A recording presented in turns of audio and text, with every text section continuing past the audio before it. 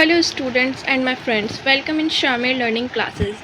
आज मैं आपको बताने जा रही हूँ कुछ टिप्स जो आपकी इंग्लिश स्पीकिंग स्किल को डेवलप करेंगे। और अगर आप इंग्लिश नहीं जानते हैं तो आप इस टिप्स को फॉलो करें, आप जल्द ही इंग्लिश बोलना सीख सकेंगे।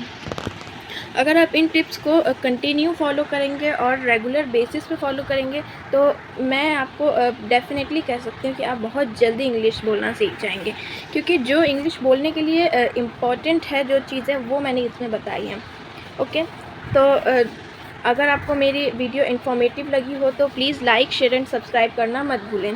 तो मैं आपको बताती हूँ कि इंग्लिश स्पीकिंग करने के लिए हमें क्या ज़रूरी बातें हैं जो हमें ध्यान में रखनी होती है। देखिए, आजकल एक ऐसा एरा है जो पूरा टेक्नोलॉजी पे डिपेंड है। ओके, तो आजकल के ज़माने में इंग्लिश बहुत ज़्यादा इम्पॉर्टेंट हो जाती है, चाहे वो स्कूल्स में हो, कॉलेजेस में हो एंड जॉब्स में हो। कोई भी जॉब हो, आपको इंग्लिश जाननी पड़ेगी, because everything is depended on technology. Okay, तो आजकल के एरा में हर चीज़ टेक्नोलॉजी पे डिपेंड है।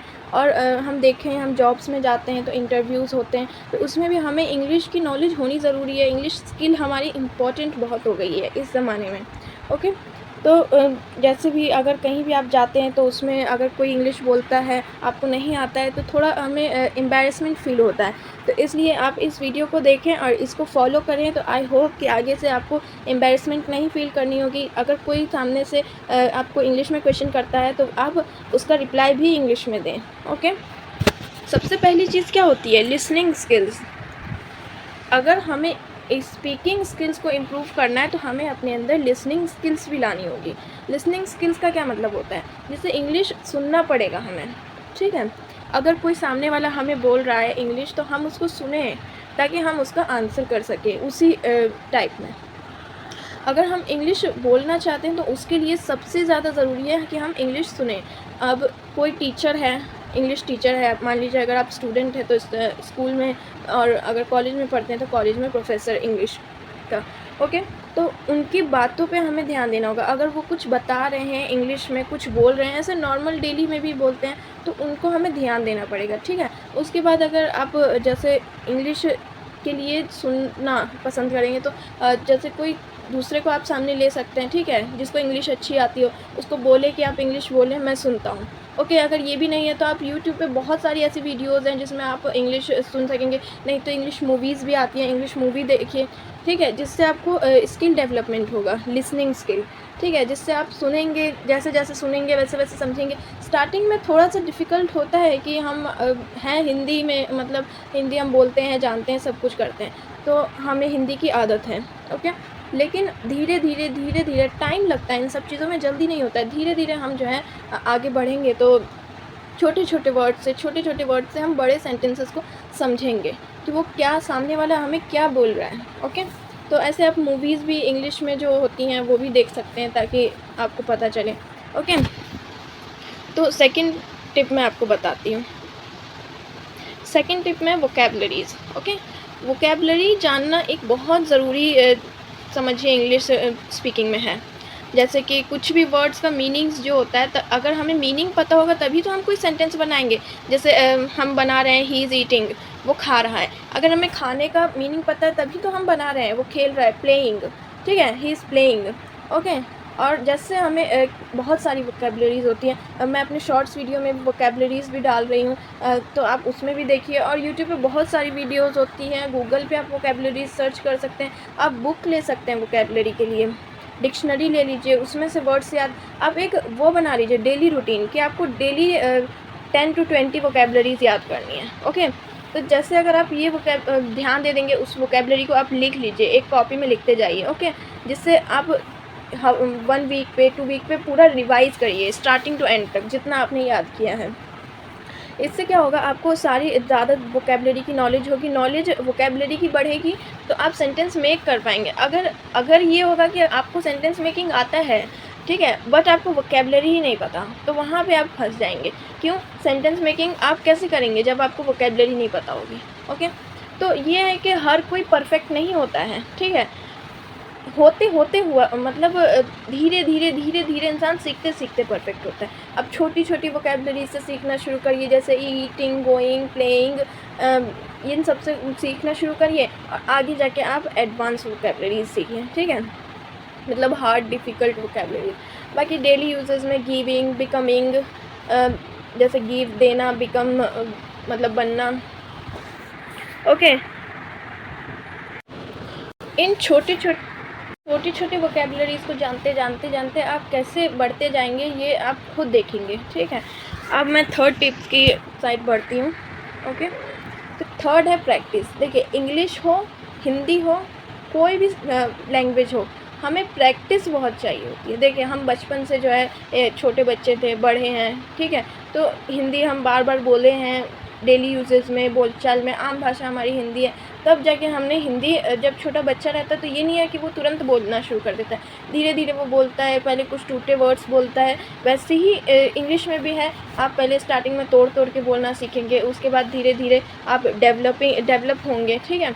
लेकिन उसमें क्या होता है, बच्चा बार बार बोलता है, उसकी प्रैक्टिस होती है, घर में वो बोलता है, इसलिए वो सीखता है। उसी तरीके से इंग्लिश में भी आपको करना होगा प्रैक्टिस, ठीक है।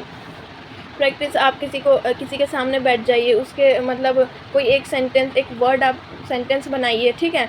उसी में आप बहुत सारे सेंटेंसेस, जैसे दिस का सेंटेंस बनाए, this is a book, this is a pen, this is a mat, इस टाइप से सेंटेंस बना के आप मिरर के सामने खड़े होइए, या किसी एक व्यक्ति को ले लीजिए, पर्सन को, और आप उसके सामने बैठिए और उसी सेंटेंसेस को बार बार रिपीट करिए। अगर आपने दिस का बनाया तो दिस का रिपीट करिए, अगर आपने दैट का बनाया दैट को रिपीट करिए, अगर आपने शुड का बनाया तो शुड का रिपीट करिए। I should go, I should tell, I should walk. अगर आपने कैन का बनाया है, जैसे I can do this, I can do that work, and वैसी I can go, I can play. अगर आपने इसका बनाया तो आप इसकी खूब प्रैक्टिस कीजिए। मेन इंग्लिश स्पीकिंग में होता है प्रैक्टिस, आपके बोलने की प्रैक्टिस, ठीक है। अगर आप कोई इंग्लिश स्पीकिंग क्लास भी ज्वाइन करते हैं तो उसमें भी आपको टीचर्स वही करवाते हैं कि वो खड़ा करेंगे किसी के मतलब दूसरे के सामने, दूसरे स्टूडेंट के सामने, और आप एक दूसरे में इन सेंटेंस को बार बार दोहराओगे, ठीक है। तो जब आप ये घर में कर सकते हो, सीख सकते हो, तो आप घर में ज़्यादा से ज़्यादा प्रैक्टिस कीजिए, ठीक है। तो देखिए, प्रैक्टिस मेक्स परफेक्ट। प्रैक्टिस ही किसी इंसान को परफेक्ट बना सकती है, ठीक है। चाहे हिंदी में हो, चाहे इंग्लिश में हो, चाहे उर्दू में हो, किसी भी चीज़ में हमें प्रैक्टिस की बहुत ज़्यादा इम्पोर्टेंस होता है, ठीक है। तो आप इंग्लिश की ज़्यादा से ज़्यादा प्रैक्टिस करें। आप एक सेंटेंस को दोहराएं, बार बार दोहराएं, जिससे क्या होगा, वो सेंटेंस आपके मुंह पे रट जाएगा, ठीक है। अब आपको जैसे आपने can, should, will, shall, have to, इन सब का सेंटेंसेस आपने रिपीट करते करते प्रैक्टिस कर ली। ये सब मैं आपको अपने वीडियोज़ में बताऊँगी, जो मैंने अपना जो 30 डेज़ का इंग्लिश स्पीकिंग का चैलेंज स्टार्ट किया है, उसमें मैं आपको पूरा इंग्लिश बताऊंगी। अगर आप उसको भी जो है डेली प्रैक्टिस करें बहुत अच्छे से, तो आप उससे फुल इंग्लिश बोलना सीख सकते हैं। This is my guarantee, okay.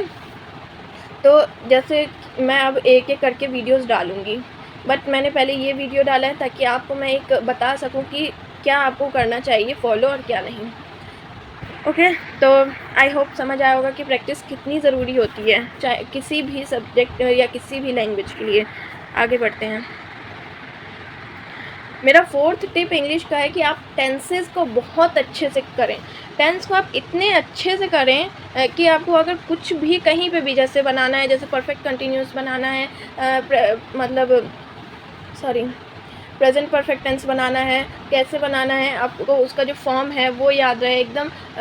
Present indefinite, past indefinite इतने अच्छे से आपको रटा हुआ हो कि आप तुरंत जैसे सुने कि वो खाता है, तो आप तुरंत उसका सेंटेंस बनाएं, ठीक है, ही ईट्स, ठीक है। और जैसे ही आप सुने कि जो है वो काम कर रहा है, तुरंत आपके माइंड में आ जाए कि वो कौन सा टेंस था और उसका क्या मीनिंग था, he is doing work, okay. ऐसे आप सेंटेंस बना दें।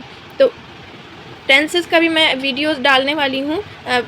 जो टेंस मैं थोड़ा सा आपको बता देती हूँ कि प्रेजेंट टेंस, पास्ट टेंस और फ्यूचर टेंस होता है, ठीक है। प्रेजेंट में जो अभी चल रहा है वो, पास्ट में जो पहले हो चुका है वो, फ्यूचर में जो आने वाला है वो, ठीक है। इसी के भी बहुत सारे टाइप्स हैं, फार्मूला है जिससे हम बना सकते हैं। बस उस फार्मूले को बहुत अच्छे से आप याद कर लें ताकि कोई भी सेंटेंस बनाना है उसमें आपको कोई डिफ़िकल्टी ना हो। और इसमें भी आपको प्रैक्टिस करना पड़ेगा। इसमें आप प्रैक्टिस कर लेंगे। मैं बता रही हूँ, मैंने जैसे सीखा है, मैंने टेंसेस की इतनी अच्छी प्रैक्टिस की थी जैसे जैसे ही कुछ भी वर्ड मेरे से पूछा जाता था, मेरा माइंड तुरंत टेंस पे जाता था, और टेंस के जो फार्मूलाज हैं मेरे को बहुत अच्छे से आते हैं, उसी के बेस पे मैं झट से जो है वो बनाती थी। इसलिए टेंस की प्रैक्टिस बहुत ज़रूरी है। अब देखते हैं नेक्स्ट टिप क्या है मेरी। नेक्स्ट टिप है कि आप जो डेली यूज़ में हर इंसान, हर स्टूडेंट हो या कोई भी व्यक्ति जो एंटरटेनमेंट वीडियोस ज़रूर देखते हैं, या तो मूवी हो गया, या शॉर्ट वीडियोस हो गया, या कार्टून हो गया, बच्चे कार्टून्स देखते हैं, या न्यूज़ चैनल हो गया। आप बहुत सारी चीज़ें देखते हैं, ठीक है। तो अगर आप न्यूज़ चैनल देखते हैं तो आप ऐसा नहीं, इंग्लिश न्यूज़ चैनल देखें, ठीक है, जिसमें और मूवी अगर देख रहे हैं तो ऐसी मूवी देखें जिसमें सबटाइटल हो, हिंदी मूवी हो बट इंग्लिश सबटाइटल हो। जिससे क्या होगा कि मैं अपना पर्सनल एक्सपीरियंस है इस पे मेरा, कि जैसे कुछ भी अगर मैं देखती हूँ, अगर खाना बनाने की वीडियोज़ ही देखती हूँ, कुकिंग वीडियोज़, तो उसको मैं जो है ना कमेंट वाला जो होता है ना ऑप्शन, उसको क्लिक करके, जिससे क्या होता है कि इंग्लिश में पूरा नीचे बताते हैं। ऐसे हिंदी में वो बता रही होती हैं, लेकिन नीचे इंग्लिश में लिखा हुआ आता है, सबटाइटल कहते हैं उससे, ठीक है। तो मेरा जो प्रैक्टिस ज़्यादा हुआ है इससे, मेरा पर्सनल एक्सपीरियंस है ये, इसलिए मैं आप लोग को बता रही हूँ कि मैं ज़्यादातर जो वीडियोस देखती थी, चाहे कुकिंग की हो, चाहे कोई भी चीज़ की, तो मैं सबटाइटल, इंग्लिश सबटाइटल वाली, जिसमें पूरा यूट्यूब पे तो आप कमेंट को क्लिक करेंगे सी से, तो सबटाइटल आपको आएगा ही, ठीक है। तो मैंने भी ऐसे ही किया है, आप भी करें ऐसे ही, सबटाइटल, इंग्लिश सबटाइटल वाली वीडियोस देखें, जल्दी ही आपको जो है इम्प्रूवमेंट नज़र आएगा अपने आप में, ठीक है। तो 6 टिप देखते हैं मेरी।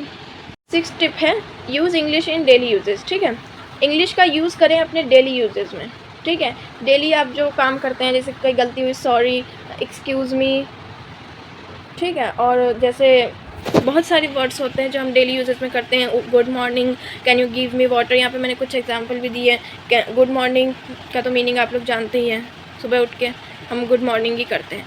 सेकंड होता है can you give me water, क्या तुम मुझे पानी दे सकते हो। I am not feeling well, मैं अच्छा महसूस नहीं कर रहा हूँ। सी यू सून, जल्द ही मिलेंगे। इट्स टू हॉट टुडे, आज बहुत गर्मी है। आई विल कॉल यू लेटर, ठीक है। यहाँ पे आई विल है, उसको मैंने शॉर्ट में उसको कहते हैं I'll, okay. I will call you later, तो मैं तुमसे बाद में बात करता हूँ। Do you have time for me, क्या तुम्हारे पास मेरे लिए टाइम है। तो इस टाइप के वर्ड्स जो नॉर्मल होते हैं, बहुत शॉर्ट वर्ड्स होते हैं, ज़्यादा मतलब सेंटेंसेस कह रही हूँ, वर्ड्स सॉरी, सेंटेंसेस जो होते हैं, जो इजी भी होते हैं और डेली यूज़ में, डेली लाइफ में यूज़ होते हैं।